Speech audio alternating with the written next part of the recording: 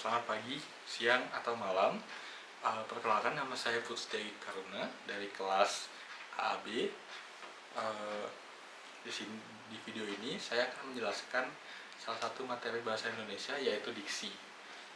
Jadi tanpa berlama-lama, saya akan langsung menjelaskan apa itu diksi. Jadi, diksi adalah kemampuan memilih kata yang tepat dan sesuai agar gagasan, pikiran, maupun perasaan yang ingin kita sampaikan dapat dipahami dengan jelas oleh orang lain. Dengan menggunakan diksi yang baik, komunikasi akan menjadi lebih efektif, mudah dipahami, serta dapat mengurangi terjadinya kesalahpahaman.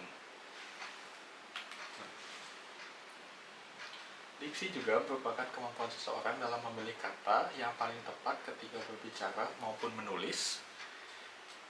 Tujuan utama diksi adalah agar pesan yang kita sampaikan dapat dipahami dengan baik oleh orang lain.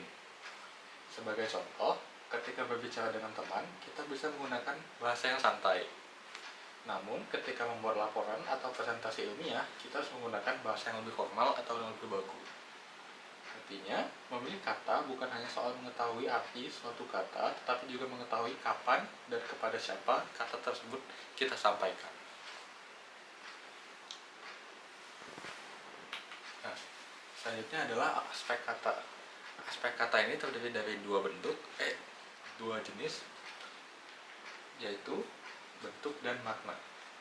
Yang pertama, bentuk adalah sesuatu yang dapat kita lihat atau dengar, misalnya tulisan atau bunyi suatu kata. Sedangkan makna adalah arti yang terkandung dalam kata tersebut. Kedua aspek ini harus dipahami secara bersamaan. Misalnya, seseorang mengetahui bentuk sebuah benda, tetapi tidak mengetahui namanya. Sebaliknya, seseorang mungkin mengetahui nama dari suatu benda, akan tetapi dia tidak mengetahui bentuk sekaligus maknanya. Selanjutnya, ketepatan pemilihan kata. Ketepatan pilihan kata meliputi denotatif dan konotatif, sinonim, kata umum dan khusus, perubahan makna. Ketepatan pemilihan kata sangat penting dalam komunikasi. Apabila kita memilih kata yang kurang tepat, maka pesan yang ingin kita sampaikan akan disalahartikan. Dalam materi ini terdapat 4 hal yang perlu diperhatikan, seperti yang sudah saya sebutkan tadi, yaitu makna denotatif dan konotatif, sinonim, kata umum dan kata khusus, serta perubahan makna. Nah, dari yang pertama, yaitu denotatif dan konotatif. Apa sebenarnya denotatif dan konotatif itu? Yang pertama adalah makna denotatif dan makna konotatif. Makna denotatif merupakan makna sebenarnya atau makna yang sesuai dengan arti di dalam kamus. Makna ini bersifat lugas dan tidak mengandung makna kiasan. Contohnya adalah kalimat, adik membeli bunga mawar di toko bunga. Pada kalimat tersebut, kata bunga benar-benar berarti tanaman yang memiliki kelopak. Contoh lainnya adalah rumah itu besar. Lalu, untuk konotatif, merupakan makna tambahan atau makna kiasan yang muncul karena adanya perasaan atau kebiasaan dalam masyarakat. Sebagai contoh, kalimat, dia adalah bunga desa. Nah, pada kalimat ini, bunga desa tidak berarti tanaman, melainkan menggambarkan seorang perempuan yang dianggap paling cantik di desanya.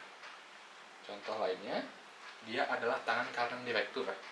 Di sini, tangan kanan tidak berarti secara harfiah, melainkan tangan kanan di sini berarti orang kepercayaan. Nah, makna denotatif biasanya digunakan dalam karya ilmiah, laporan, atau dokumen resmi agar tidak menimbulkan penafsiran yang berbeda. Sedangkan konotatif lebih banyak digunakan dalam karya sastra, puisi, novel, ataupun iklan. Selanjutnya adalah kata sinonim, kata umum, dan kata khusus. Nah, yang pertama ada sinonim. Sinonim merupakan dua atau lebih kata yang memiliki arti sama atau hampir sama. Namun, meskipun memiliki arti yang mirip, setiap kata memiliki nuansa makna yang berbeda sehingga tidak selalu dapat saling menggantikan. Sebagai contoh, terdapat kata meninggal, wafat, gugur, mangkat, dan mampus. Semuanya memiliki arti seseorang sudah tidak hidup lagi, namun penggunaannya berbeda. Misalnya, kita menggunakan presiden telah wafat. Kalimat tersebut terkesan sopan. Akan tetapi, jika kita mengatakan presiden telah mampus, kalimat tersebut dianggap kasar dan tidak pantas untuk digunakan. Dari contoh tersebut, kita dapat memahami bahwa memilih sinonim juga harus memperhatikan situasi dan siapa yang sedang dibicarakan. Selanjutnya, kata umum dan kata khusus. Makna umum memiliki cakupan yang luas dan mencakup banyak hal. Sebagai contoh adalah kata kendaraan. Di dalam kata kendaraan terdapat mobil, motor, bus, truk, dan sebagainya. Sedangkan makna khusus memiliki arti yang lebih spesifik. Misalnya, kendaraan kemudian menjadi mobil, dan lebih khusus lagi menjadi sedan. Semakin khusus suatu kata, maka informasi yang disampaikan juga semakin jelas. Contoh lainnya adalah kata hewan. Hewan merupakan kata umumnya, kemudian dipersempit menjadi burung, lalu dipersempit lagi menjadi elang, dispesifikkan lagi menjadi elang Jawa. Oleh karena itu, dalam menyampaikan informasi, kita sebaiknya menggunakan kata yang cukup spesifik agar lawan bicara bisa mengerti apa yang sebenarnya ingin kita sampaikan. Nah, selanjutnya ada perubahan makna. Perubahan makna terjadi karena perkembangan zaman, budaya, maupun penggunaan bahasa oleh masyarakat. Salah satu bentuk perubahan makna adalah penyempitan makna. Contohnya adalah kata sarjana. Pada zaman dahulu, kata sarjana digunakan untuk menyebut semua orang yang memiliki ilmu pengetahuan. Namun sekarang, kata sarjana hanya digunakan bagi seseorang yang telah menyelesaikan pendidikan di perguruan tinggi. Contoh lainnya adalah kata pendeta. Dulu berarti pendeta adalah orang yang berilmu. Sekarang lebih khusus digunakan sebagai pemimpin agama Kristen. Selain penyempitan makna, ada juga perluasan makna. Contohnya kata bapak. Dahulu, bapak digunakan hanya untuk menyebut ayah kandung. Sekarang, kata bapak juga digunakan sebagai sapaan kepada laki-laki dewasa seperti bapak guru atau bapak presiden. Contoh lain adalah kata virus. Awalnya hanya digunakan dalam dunia kesehatan untuk menyebut mikroorganisme penyebab penyakit. Akan tetapi, sekarang kata virus juga digunakan dalam bidang teknologi, misalnya virus komputer. Nah, selanjutnya adalah kesesuaian pilihan kata. Selain memilih kata yang tepat, kita juga harus memilih kata yang sesuai dengan situasi dan kondisi dan siapa yang kita ajak berbicara. Dalam situasi resmi, kita harus menggunakan kata baku. Misalnya, kata bakunya aktivitas, praktik, apotek, dan resiko. Sedangkan, dalam percakapan santai sering digunakan kata-kata tidak baku, seperti aktivitas, praktek, atau apotik, ataupun resiko.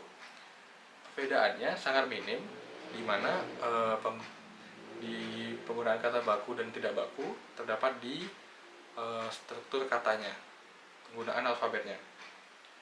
Selain itu juga ada kata ilmiah dan kata populer. Kata ilmiah biasanya digunakan di lingkungan akademik seperti solusi, kontradiksi, atau formasi. Sedangkan kata populer lebih mudah dipahami masyarakat umum. Misalnya jalan keluar, perbedaan, atau susunan. Karena itu, ketika berbicara kepada masyarakat umum, sebaiknya kita menggunakan kata-kata populer agar informasi lebih mudah dipahami.